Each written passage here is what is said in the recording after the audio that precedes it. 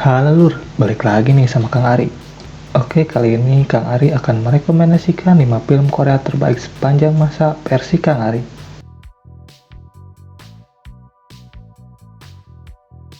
Number 1. Train to Busan 2016. Film garapan Yong San-ho ini bertema zombie dengan genre thriller. Dibuat dengan alur yang sangat padat. Penonton bagaikan tak diberi kesempatan berkedip dan dibuat tercengang selama 118 menit dengan diberi adegan demi adegan yang menegangkan. Ketegangan makin terasa karena didukung oleh unsur sinematografi yang dirangkai sedemikian rupa hingga mampu menciptakan situasi dan kondisi yang amat tragis.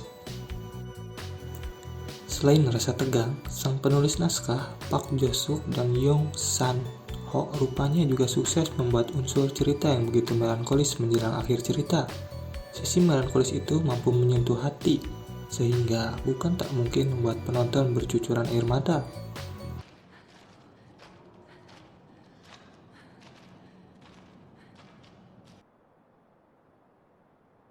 확인 불가능하다고 보고요.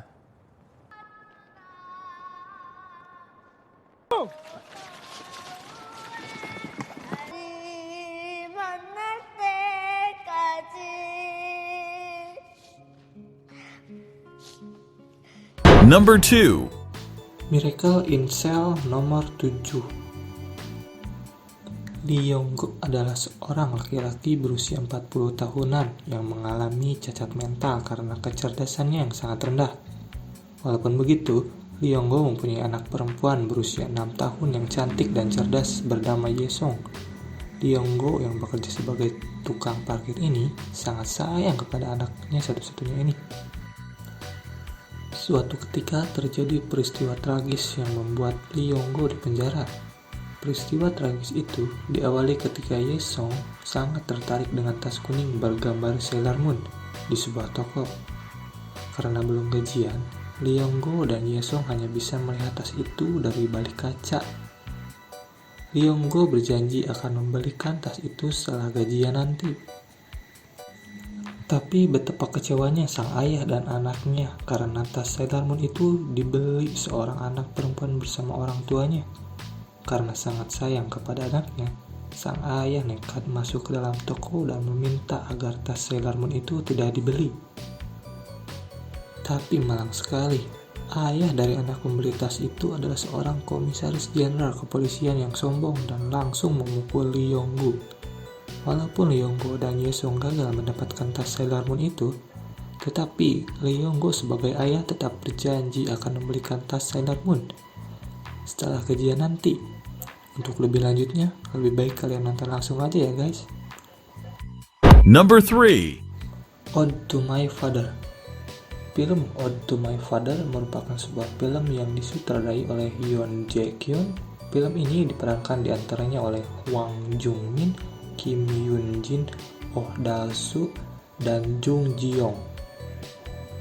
Film ini bercerita tentang Duk-seo yang kehilangan ayah dan adiknya ketika mencoba melarikan diri dari zona perang pada bulan Desember di tahun 1950. Dengan anggota keluarga yang tersisa, maka dia melakukan perjalanan ke pelabuhan di selatan kota Busan dan tinggal di sana sebagai pengungsi perang dengan bibinya. Selama berada di Busan, Duk-seo teringat dan menjaga tentang janji yang diucapkan dengan ayahnya pada waktu mereka berada di zona perang, yaitu untuk melindungi dan menjaga keluarganya. Duk-seo mengabdikan diri untuk keluarganya yang tersisa dengan bekerja di segala macam pekerjaan untuk melindungi kehidupan mereka, hingga dirinya bertemu dengan Yong-ja, cinta pertamanya. Number 4. Sunny. Sunny adalah film yang bergenre drama komedi Korea Selatan tahun 2011 yang dibintangi oleh Min Hyo-rin, Kang So-rak, Sim Eun-kyung, Kim Min-young, Park Jin-jo, Nam Bo-ra, Yo Ha-jung, dan Jin Hyo-gyung. Film ini berkisah tentang persahabatan yang terjalin di salah satu SMA khusus wanita. yang ada di Korea. Di sebuah SMA tersebut terdapat sebuah geng yang cukup populer dan cukup ditakuti dan diketahui oleh Ha Chung Hwa yang diperankan oleh Kang Sora. Pada awalnya mereka hanya beranggotakan 6 orang hingga datanglah murid baru yang berasal dari daerah Jeollado bernama Im Nami yang diperankan oleh Sim Eun Kyung. Kedatangan Im Nami di sekolah tersebut disambut baik oleh Ha Chun Hwa dan kemudian mengajak Im Nami untuk bergabung bersama mereka yang hendak berkelahi dengan geng yang berasal dari sekolah lain. Singkat cerita, Nami berhasil mengalahkan mereka hanya dengan bertingkah seperti sedang kerasukan. Sebenarnya Nami tidak benar-benar kerasukan.